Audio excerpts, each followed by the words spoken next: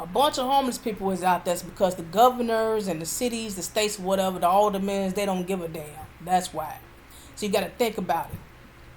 They're growing because people are not being able to get by. I'm not even going to even talk about the addicts and alcoholics that's out there. We're talking about people that's becoming homeless who can't even pay their bills, who can't pay their rent, not because they're not willing, but these are people who are uh, going without accurate hourly pays. They're not even getting 40 hours per week.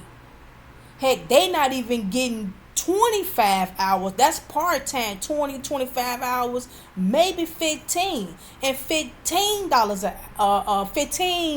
hours per week. 15 hours per week is not even enough. See, everything is going up, but yet the system is paying little. That's not going up. And if the pay rate, the hourly rate, it goes up, the hours is going to get cut. Come on now. Yeah, I just got to increase. I just got to raise. But yeah, now your hours is cut down if you're part-time. It's like you're part-time now. So basically the hourly rate is not even meeting that. It's like it's not even, it don't even look like you're getting that $20 an hour. $18 an hour, $15. It still seems like as if you're making $9 an hour, $10 an hour.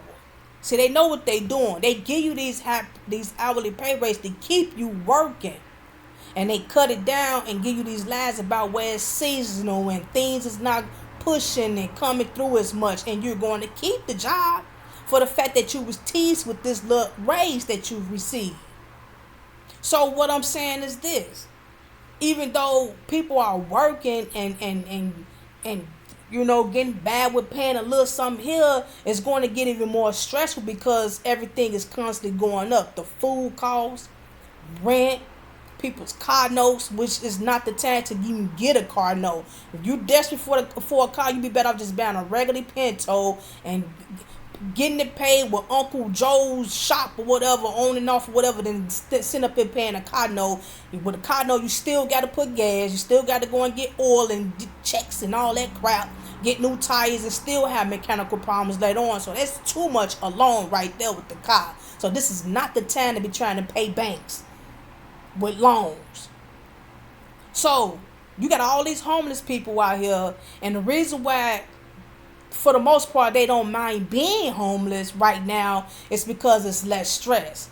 People like, less stress. Yes, I was one of them twice in the head. I say that I was out there, not saying that I glorify homeless people, not even saying I'm willing to go back out there, but I can say that I've experienced both ends of life, and I know how it feels to be homeless, and I know the difference in being stressful and not stressful. Check it out. When you're homeless, even without a job, you're less stressed or worrying about how to get back. You don't have no bills to pay. You're not worrying about food, to be honest with you, because you got your hustle on how to make your food that day. When you're homeless, you're literally doing what God say do. It's not worry about tomorrow. You're literally living day by day. So that's less stress about tomorrow and next week. When you have a job, you're stressing because you're working, but you're not making that pay, to make that quarter enough to be able to pay your rent, your car note, food on the table, clothes, shoes on your body. We're not going there with toiletries you need around your house, Look, comforters and stuff like that, things that you need, necessities that you need in your house, your apartment. You see what I'm saying? So just along with rent, phone bill, cable bill, because you want to watch Netflix and stuff like that, right? You got your phone bill, you got your car notes, you got your rent, you got rentals insurance if your landlord make you pay rentals insurance. So you got all these bills with a job that's not willing to give you 40 hours a week. That's not probably willing to give you 25 hours a week. So you're stressing just alone by trying to keep a roof over your head, along with everything else that comes with the satisfaction of having your own, being independent. So that's more stressful than it is being homeless. So the government is not really giving a two crap about the homeless. It's because they have to pay them. When they get the homeless people and put them in these shelters, they got to pay for them shelters to stay open. They have to pay for more beds, more rooms, more heat, more light, more water. They got to pay for all of that. Not only that, but okay, now today, this is 2023. These hoop houses is like, that's getting rammed down. So you got programs out there. Let's just say we want programs to not only just have the homeless come there and eat in the soup house and take a shower and go back out there, because that's pointless. So what? Let's try to make a deadline for them to get a job and a place to stay. That's not going to happen for the most part. That's the least of their worries. The people that's not homeless is struggling to get hours at work and pay their bills. So what they look like getting the homeless people, all these homeless people in these shelters or whatnot, in these soup houses, to give them a job and give them a deadline with that job that they're not willing to pay up to the housing standards. Give them a deadline and say, look, within a year, we want you to get you an apartment, a SRO or whatever, a hotel room. We want you to, after that deadline that year, we want you to get your own place. If not, you're going back out there on the streets. Joe Blow, hobo, Joe Blow, whatever, is going to be like, the heck with all this. I'm finna go right back out there where I was, and I won't bother nobody. Y'all came and took down my box house. Y'all came and snatched me to be part of this shenanigan. I'm good. I got to stress about if I can get a job within a year and pay bills when you're not willing to pay. Give me the money that I need to be able to stay within the bill limit of paying rent, paying my lights and gas. No, I'm good. I ain't going through all that. Not only that, but the system ain't willing to do all that anyway. No. So you got to pay people according to their living standards. And like I say, things are so crazy now. They not even willing to pay people that have SROs or either hotel rooms. Everything is high now. You have to pay people according to their living standards. Why you think the food stamp, DHS, and all, they ask you all these questions about how much you're getting, how much you got in your bank account, and all. They want to add all that up to go according to what they feel that you deserve, even while you're working. We want to add everything because we want to give you penny for penny, and we don't want to give you no penny more, and you can't take a penny less. You see what I'm saying? So that's what this is all about. It's going to be rich, and it's going to be the poor. It's not going to be in between.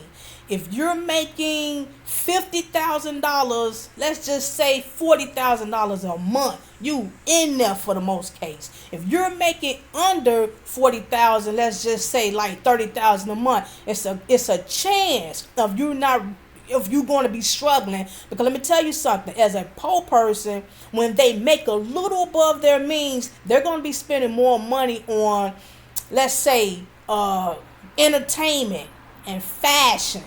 They're going to be spending more money on that, getting more things in their homes that they don't really need. So that's what's going to break them. I'm telling you, I'm speaking from experience. If a person is used to making 19 or 20, let's just say $2,000 a month. Let's just say $2,000 a month, and you give them another $100 on top of that, or say maybe give them like $2,300 a month. They gonna get them a car with a note. They think they doing it, so they gonna get them a car with a note for the most part. They're gonna get satellite. They're gonna get all this unnecessary stuff. They're gonna add more bills into their living arrangements. They're gonna be so-called at this point living above their means. So that's what's gonna break them. That's what's going to break the poor and keep them right down there where they belong, to the world. The world standards feel that's where you belong. But if you're making over that, you good. If you could continue to make that over $50,000 or whatnot, or however you want to call it, you good. You in there. You can fly business, because they don't do first class no more. You can fly business without a doubt of how much you got to pay for seats or anything. But the poor, they fly economy, they got to save money within a year to fly economy, because they broke, they struggling. And that's how the system want it. So that's why you got more homeless people out there on the streets right now. Half of the homeless people want and rather be homeless than deal with the struggles of world by trying to take care of themselves. You understand what I'm saying? And being to blame if they're not willing to take care of others. That's the reason why I shame the devil for having people in these commercials with the dogs needing your help. Pay just 50 cents a day. And having all the Shriners and all these commercials with coming to the poor people homes trying to make the poor people feel bad if we don't give up the little money that we're struggling with to help somebody else on through the TV. I think that's pitiful and it ain't nothing but a con. See what I'm saying? They want us to feel bad in the midst of our downing with our finances. Ain't that something? But with the rich people, how come y'all don't just directly go to the rich people who have the money and boo-hoo with dogs and puppies on the commercials on through their TVs? Email them. Huh? Get them emails and call their numbers and let them know about the puppy ad look and Shriners commercials and stuff like that. People over there from the 1920s or the Holocaust commercials and stuff like that. How come they don't send that directly to the rich? Why they always sending those type of commercials to the poor? See? And then we sometimes feel spiritually weakened to say, oh man, I'm struggling. Maybe I should get him something. I can get my blessing. My financial blessing will grow if I feel sorry for the puppy, if I feel sorry for the Holocaust lady and get him something. Now, let me go in because the Bible did say the lady gave up her last and yada yada this. So that's why you have what's happening right now today, people. So what I say do is keep God first in your life. Ask him to lead and guide you. Have discernment on how to live. How to live and basically use common sense on how to spend your money. I don't care how much money you're making. I don't care how much money you're not making. Spend your money wisely. Get the things that you need first. The things that you want, if you can't get it right now, save and get it later. But if you step outside of your comfort zone financially and you want the things that you see on TV and what Eddie and Ted Blow and all them got, then you're going to put yourself in a lower bond. You're going to be stressing with those little material things that you just purchased. You're going to be stressing because now you got to go over here and pay for this Netflix box that you want to stay on, your lights, your gas, your rent just went up. So now you're stressing about that, mad at the landlord for not giving a damn about why they went up on your rent. See, you got to be, if you want to be on your own, you got to be smart. If you want to live with people, then take the chance like a homeless person. Let me tell you something. You live with somebody, you might as well just keep that bag over there with your clothes and right over in that corner. Ain't no taking your clothes out that bag. Leave it right over in that corner and be prepared to be right there tossed out down the streets with the rest of the homeless people that's willing to be out there and not give a damn about how they live with a roof over their head all throughout the seasons. So food for thought, people. Know how to live, yo. Know how to live.